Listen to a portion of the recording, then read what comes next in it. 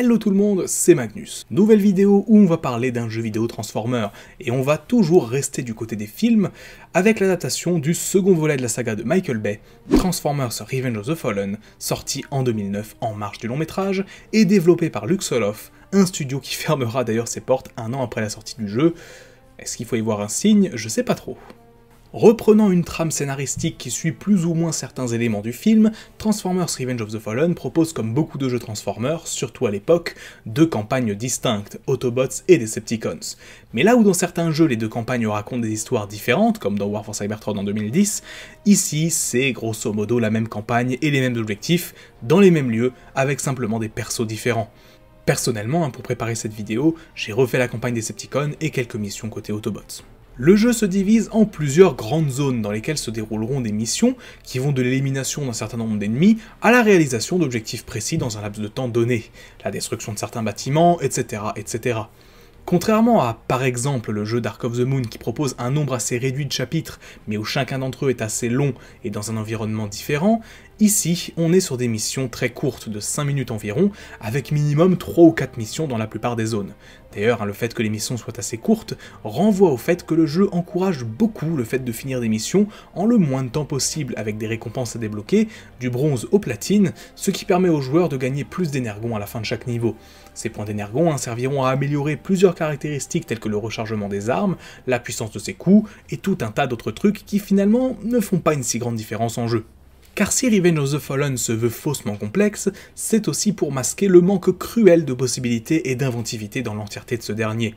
Au-delà du fait que les maps sont ultra répétitives et que les objectifs sont toujours les mêmes toutes les 2 ou 3 missions, les personnages que l'on incarne manquent globalement de peps, on ne ressent pas trop le feeling des armes et on est assez limité en termes de compétences spéciales ou de possibilités de gameplay. Par exemple, au début du jeu, on nous apprend dans un petit tutoriel à nous servir de divers combos en mode véhicule par exemple, mais qui finalement se révèlent totalement inutiles une fois dans les missions. Le jeu se résume globalement à viser et verrouiller un ennemi, tirer, esquiver ses attaques, et c'est à peu près tout. Le corps à corps est trop faible et ne procure aucun avantage réel, et les compétences spéciales sont soit pas terribles, soit totalement cheatées. On notera d'ailleurs au passage une maniabilité en mode véhicule un peu aléatoire, et bien évidemment, loin de la physique que l'on attendait de certains véhicules.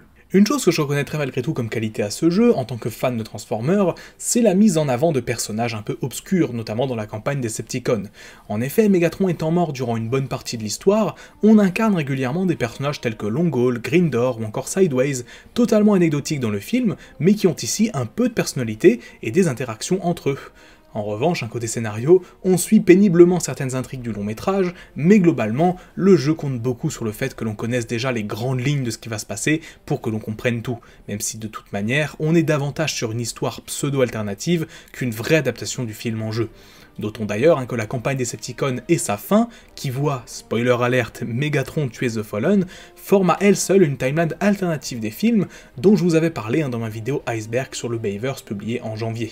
Même si les serveurs sont aujourd'hui fermés, le jeu proposait à l'époque du multi en ligne et plusieurs DLC avaient été envisagés avant que le studio ne mette la clé sous la porte. Globalement, le jeu avait une petite communauté de fans et est aujourd'hui encore considéré comme un bon jeu par beaucoup, et je peux comprendre pourquoi. En effet, si la rejouabilité de Revenge of the Fallen est un peu artificielle et ne propose pas grand chose de fou, en dehors de pouvoir refaire les niveaux avec de nouveaux personnages, elle peut sans doute plaire aux gros chasseurs de trophées entre autres, qui visent à compléter l'entièreté des missions en rang platine et améliorer toutes les compétences au maximum. Et honnêtement, je ne vais pas les blâmer, moi-même je me refais en boucle des jeux comme les Resident Evil pour débloquer de nouveaux trophées ou achievements particuliers. Reste que globalement, Transformers Revenge of the Fallen est un jeu assez simpliste, qui masque un peu son manque de contenu comme il le peut. Graphiquement et techniquement limité, un peu buggé par instant, il reste malgré tout appréciable, pour peu que l'on ne soit pas gêné par son aspect répétitif à mort, et le manque de diversité dans les missions et les lieux. Bref, le jeu Revenge of the Fallen, c'est un peu à l'image du film. C'est pas ouf du tout, mais bizarrement on arrive à y trouver une certaine satisfaction si on cherche bien.